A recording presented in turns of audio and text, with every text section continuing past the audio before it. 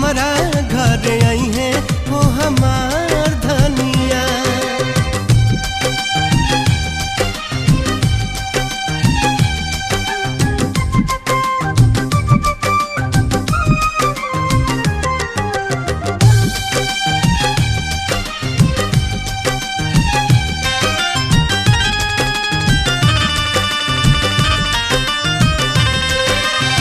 मुखड़ा तलागे जैसन टुकड़ा जान के, उनके पाके मिल जाई खुशियाँ।